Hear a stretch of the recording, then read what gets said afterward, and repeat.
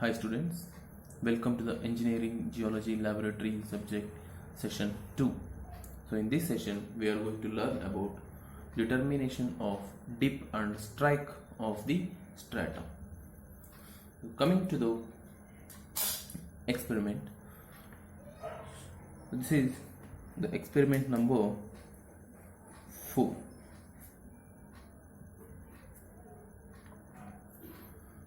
So here let us know about the definitions of dip and strike.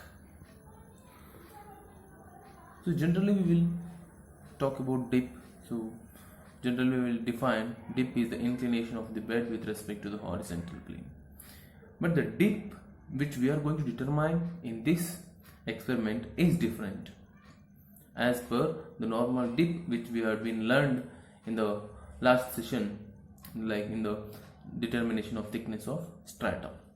So here we are going to determine two types of dips. That is, one, it is true dip,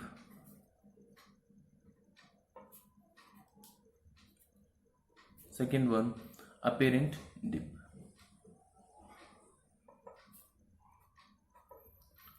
Now let us know what is the difference between true dip and apparent dip.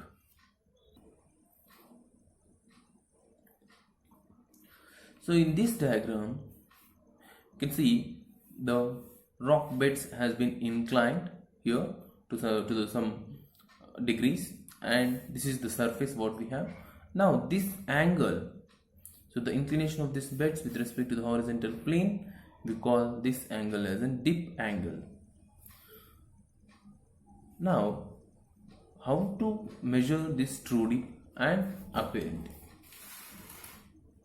So now if you see this diagram, so this is the surface and these are the rock beds which are exposed on to the surface.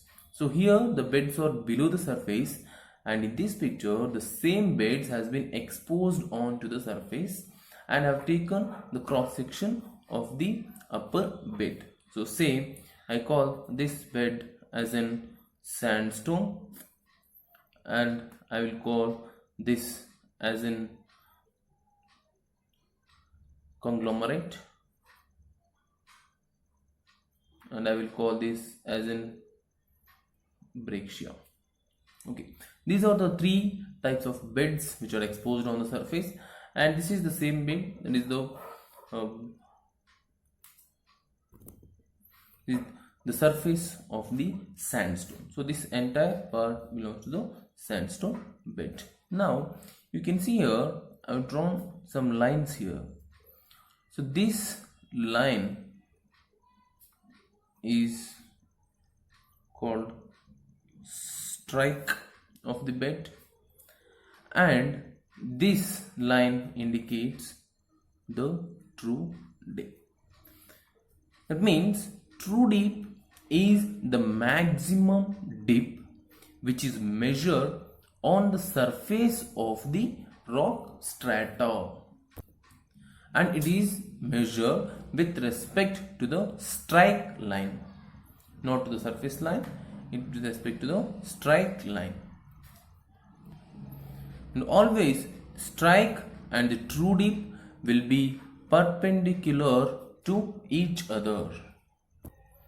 So this is determined to get the knowledge about the alignment of the deposition of the sandstone, the direction of deposition of the rock bed, maybe sandstone or any rock type, but when it is below the surface and we should know the alignment of that, so we will go to the method called dip and strike method to identify or determine the dip direction and strike direction of the beds. Now true dip we call it as a maximum dip which is present on the surface of the bed, and it is always measured perpendicular to the strike plane. So now what do you mean by apparent dip? So apparent dip is the dip which is measured other than the true dip angle. That means, so other than perpendicular to the strike, so in whichever the direction we are going to take the dip amount, and that will be considered as an apparent dip. Now this maximum dip is called true dip, and this will be apparent dip 1, and this is apparent dip 2, and this is the strike. Strike is called the trending of the rock bed. Now in this experiment, so these are the parameters which we need to determine. One, that is the strike and true dip and apparent dip. So I think you understood about the difference between the strike, true dip and apparent dip. I will explain once again. The strike is called the trending of the rock bed, and true dip is the maximum dip which is measured on the surface of the rock bed with respect to the strike. And always true dip will be perpendicular to the strike, and strike will be perpendicular to the true dip, and maximum true dip will be the maximum dip, and apparent dips are those dips which are measured other than the true dip angle. And always the apparent dip values will be lesser than the true dip, because true dip is considered as a maximum dip. So other than this TD, if we are measuring in any other directions, so we will call that dip as an apparent dips. Now let's start doing the problems. So here you are given problem number 1. A bed of sandstone dips at an angle of 30 degrees in a direction of south 30 degrees east and 30 degrees along south 15 degrees west. Find the amount of the true dip. Now here, if you notice, they had given a bed of sandstone dips at an angle of 30 degrees in a direction of south 30 degrees east. Now see here, they have given dipping angle as 30 degrees and dipping direction as south 30 degrees east. Here you can see this is the dipping amount, or we call dipping direction. So this, if you consider this east and west, so this will be the dipping direction. So what is this? So if we consider this as a 25 degrees, now the bed dipping direction is 25 degrees towards east. Okay, so this is the direction, and this is the amount of dip. Like if this is the strike and this is the true dip, so what is the amount of dip? True dip here is 90 degrees. So this is the amount of dip, and say if, what is the amount of this apparent dip? Say 45 degrees. So with respect to the strike direction, whatever the angle what we are measuring, so that will be considered as a dipping amount, and this with respect to the directions considered as a direction, means dipping direction of the rock bed. So now here you should not be confused between the dipping amount and the dipping direction. So this is the amount, dip amount, and this is the dip direction. So here they had given two apparent dip amounts and as well as the direction. So one apparent dip amount is 30 degrees and direction is south 30 degrees, and one more apparent dip is 30 degrees and south 15 degrees west, and we need to determine the true dip.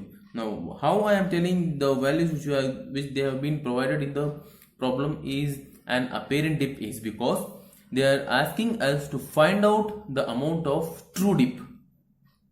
That means, so if they are asking to determine the true dip and the values is given is the apparent dip values, and if they are asking us to determine the apparent dip the values which they have been provided in the problem will be the true dip values. So this you should keep it in the mind always. If they are asking us to determine true dip, the values provided is the apparent dip values, and if they are asking to determine the apparent dip, the values which will be provided will be the true dip values. So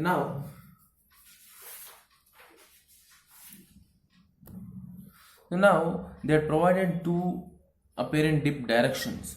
So to mark that directions, we need to draw one circle, and we need to divide that circle into 4 equal quadrants like this. So I have drawn one circle. Later in the step 2, I have divided the circle into 4 equal quadrants. This should be 4 equal quadrants. Okay, and next I have been marked the directions. Look, this will be north. Always the top side of the circle will be considered as a north, and here south. Our right side will be the east, and left is the west. This is how we are going to mark throughout the problems. And I have drawn one reference diagram also here. You can see. So always if we have the north, south, east, west, and if this quadrant, this single quadrant, if we are dividing equally, and if you are drawing a line in middle of this quadrant, that will be considered as a northeast. And if a line is drawn center of the southeast quadrant, that will be southeast. And if the line comes in the exactly center, that is 45 degrees, this will be 90 degrees. The center line, that means this angle will be 45 degrees. So that will be considered as a southwest, and if here it will be considered as a northwest. Now what we should do is, always we should note down the given values in the problem. So what is given? They have given apparent dip 1 values, that is 30 degrees along south, 30 degrees east, and apparent dip 2 values they have given, that is 30 degrees along south, 15 degrees west. So what we need to find out? True dip amount as well as the direction. So this is what we need to determine. So how to determine? As I said, they are given the directions of the apparent dip. To locate the directions, we need the circle, and which has been marked with all the directions. So now we should draw a circle. This circle can be of any diameter, like to be all the diagrams in the same size, I am asking you to take 4 centimeter. So this length should be 4 centimeter. Means I am drawing a circle of the diameter of 4 centimeters. Now I will divide this quadrant into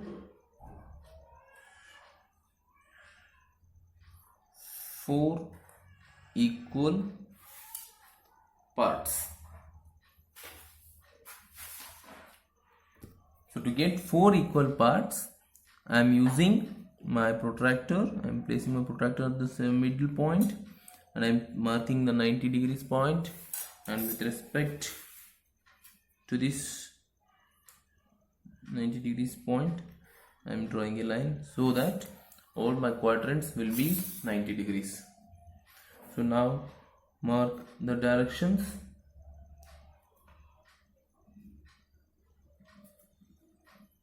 So this is our midpoint of the circle.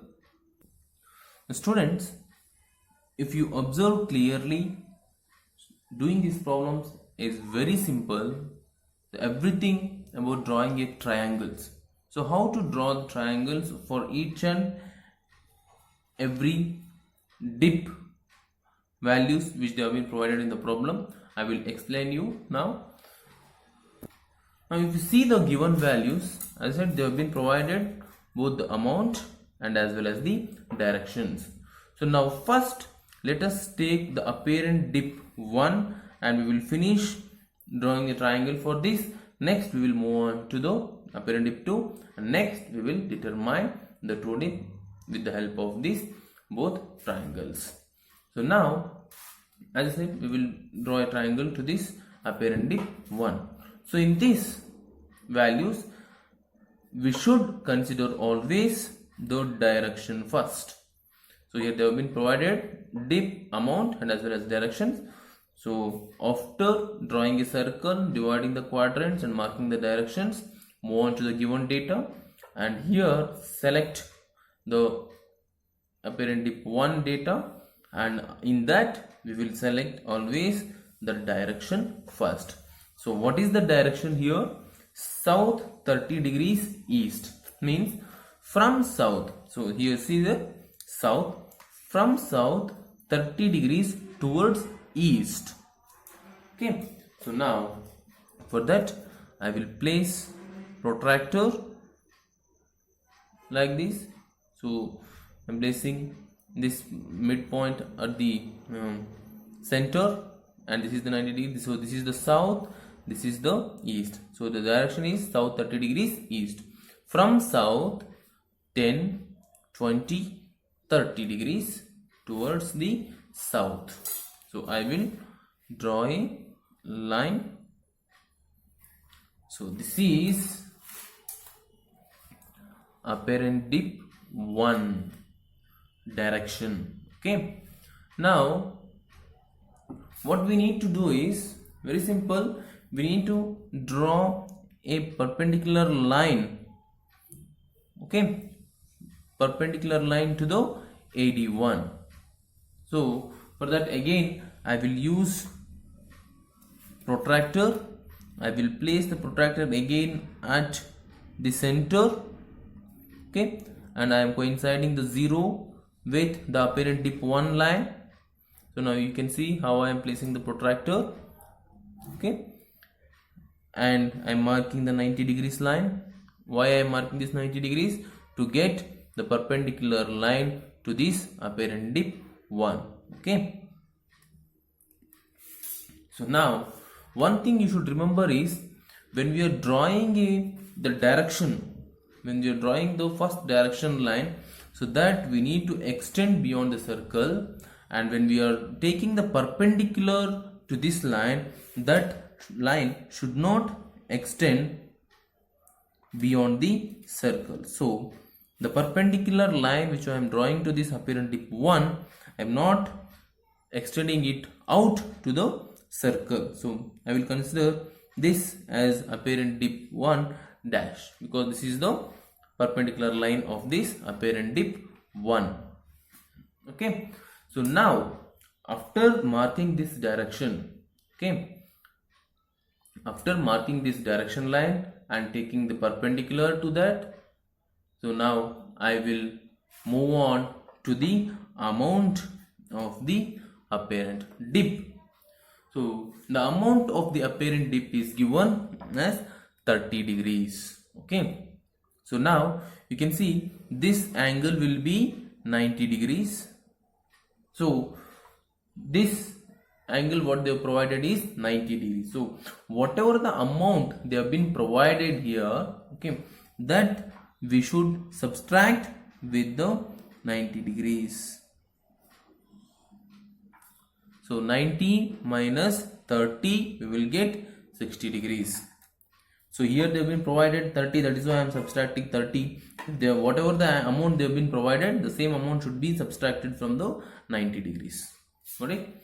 So after subtracting this, we got 60 degrees. So the 60 degrees, how to mark? Now I will explain you. Take your protractor, place your protractor at the apparent dip 1 dash point, at the end point of the circle. Here I am placing my protractor. Look carefully. I am placing my protractor like this. So this is the midpoint and this is the 0 which I am coinciding with this line. Right? Now always we should measure from the midpoint. So what is that amount we have? That is 60 degrees. Now I will measure. See, this is our 0. This will always the midpoint. Okay, this is our consideration point which we need to consider always. Got it? So this is our midpoint. Now here, from here, 10, 20, 30, 40, 50 and 60 degrees. I will mark a point here. Okay, understood how to place this protractor? I am placing the midpoint of the protractor at the AD1 dash line here. Okay, and I am coinciding that line with the apparent dip 1 dash. So now I am measuring 60 degrees from the midpoint of the circle. 10, 20, 30, 40, 50, 60 degrees. I have been marked a point here. Now I will join these 2 points and I will extend that line, and that line should coincide with this direction. So this intersection we should mark. So now if you see, this angle is 30 degrees. Whatever this 30 degrees they have been provided, that should come here. Okay, and this will be our 60 degrees. Okay, so now the task for apparent dip 1 is finished. Now let's move on to the apparent dip 2. Now as I said, when we are considering this, always we should consider or start with marking the direction first. So what is the direction? South 15 degrees west. So now how to mark this south 15 degrees west? Again we will use protractor. I will place it at the center. Now we should mark 15 degrees from south to west. So 10.5. So this is our 15 degrees. So I will draw a line. So this is our apparent dip 2. So this direction I have been marked. So immediately after marking the direction, we should take the perpendicular line of this AD2, and I will take perpendicular to this line by using protractor, or you can use the set square also to mark the perpendicular line. Okay, so again I am placing my protractor at the midpoint of the circle. I am coinciding the 0 with the apparent dip 2 line. Okay, and I am marking 90 degrees on this quadrant. Now I will draw a line. As I said, when we are taking the perpendicular line to the direction, this line should not go beyond the circle, and this will be marked as apparent dip 2 dash. Okay, now what we need to do is, again now we will move on to the amount. So the amount is 30 degrees. So what we need to do, we need to subtract 30 degrees in the 90 degrees. Okay, so again we got 60 degrees for this. So how to mark the 60 degrees? Again, don't be confused. So always this amount, whatever the amount we have been subtracted, okay, so that amount or that direction should mark from the apparent dip 2 dash. Okay, so now again I will place my protractor like this. I will coincide the 0 with the apparent dip 2 dash, and the 0 will be facing towards the midpoint of the circle. So from here again I will take mark 60 degrees. 10, 20, 30, 40, 50 and 60. So this is the point. Now again I will join these, and what we will do is I will extend that line that should coincide with this apparent dip 2. So these are the 2 points which we got from the apparent dip 1 and apparent dip 2. So this will be 30 degrees and this will be 60 degrees. So this is what the diagram what we got. Now what we need to do is these two intersection points. So we need to join these two intersection points. If we draw a line with these two intersection, joining these two intersection points, and that line is considered as in strike direction. So this is called strike direction. Okay, so now the task of marking apparent dip 1 and apparent dip 2 is finished. Now the task is to determine the true dip amount and the true dip direction using this apparent dip values. As I said, by why we are drawing these two triangles of apparent dips is to find out the strike direction. Now we have been determined the strike direction here. So now it is very easy to determine the true dip. So as I explained, so how we are going to measure the true dip and the strike direction is always perpendicular to each other. Okay, so to mark that, what we need to do is we need to use the set square. So to mark exactly the perpendicular line to the strike direction to this midpoint, always we should consider this midpoint. Okay, so now I need to draw a perpendicular line of strike to the midpoint. So for that, again I will use this protractor and I will place my protractor. See, placing protractor is very important. Use this protractor and see this baseline should be coincide always with the lines for that to which point we need a perpendicular line. So I am coincided this 0 with the strike line and I will move this protractor carefully and slowly so that my 90 degrees, okay, the 90 degrees of this protractor should join to the midpoint. Okay, can you see here? Now if I draw a line, okay, that will coincide, that means join to the midpoint of the circle. Okay, so now I will draw a line here. So this will be 90 degrees. Okay, so this is our true dip direction. See, this line what we are getting is the true dip direction. Okay, sorry. So how to determine the direction is, you can see here, you can see this gap. So this amount, this, if you find out this angle, you will get the direction of the true dip. So how to find out? Again using protractor. Okay, now see the angle between this TD and south. This is the TD line and this is the south direction line.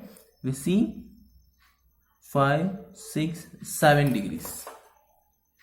7 degrees. So that is from south to east. That is south 7 degrees east is the direction of the true dip.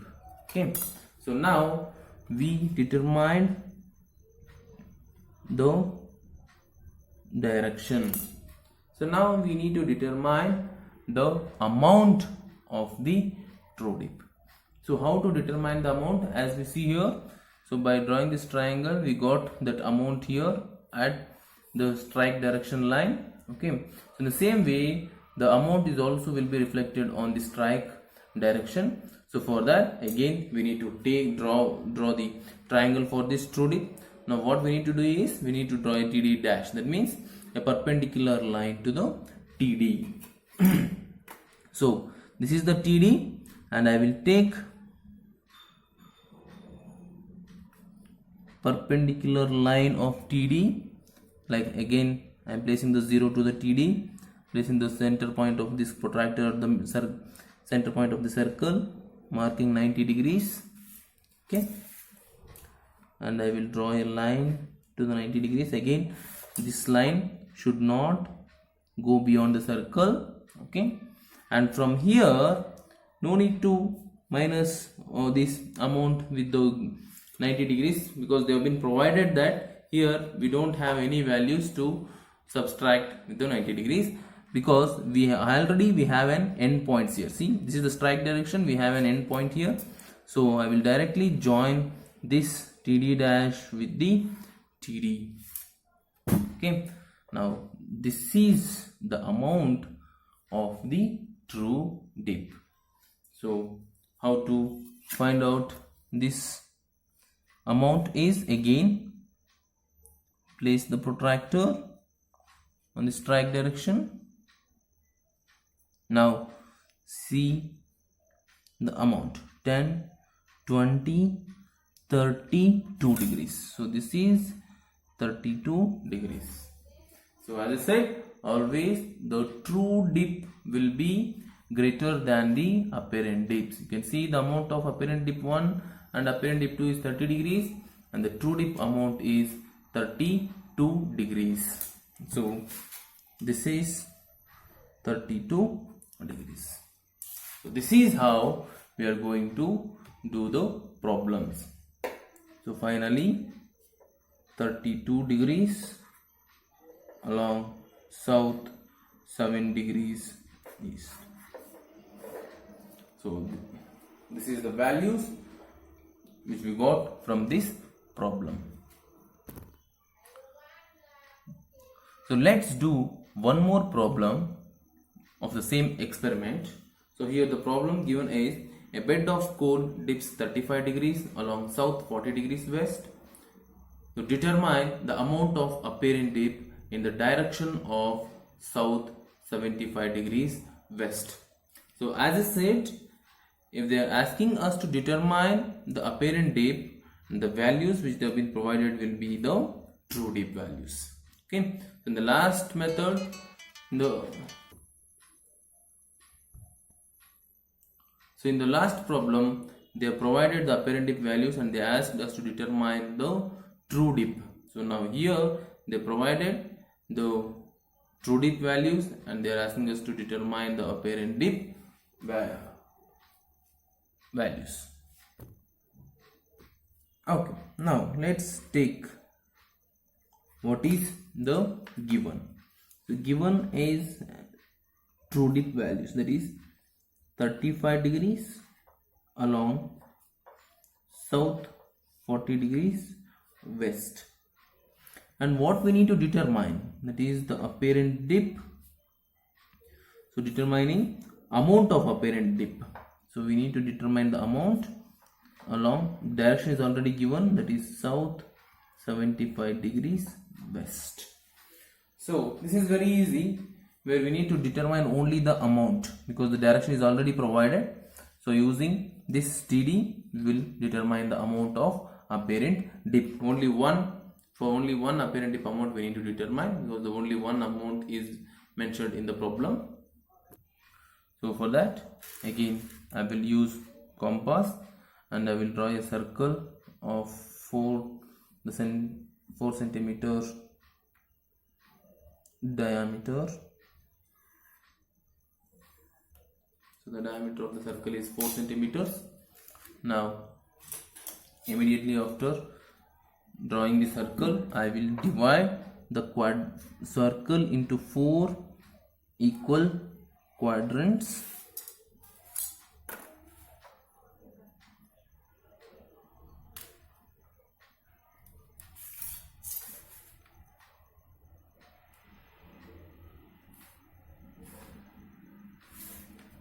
So next I will mark the directions. So after marking the directions, we will go to the given data. So now here the full value what they have given is TD, so that is 35 degrees along south, 40 degrees west. Now I will draw a triangle for this. So as I said, what we need to consider in this, we need to consider the direction first. So what is that? South 40 degrees west. So we will use the protractor and we will mark this direction, that is south 40 degrees west, 40 degrees from south to west, sorry, 10, 20, 30, 40 degrees. Okay, so I will draw a line.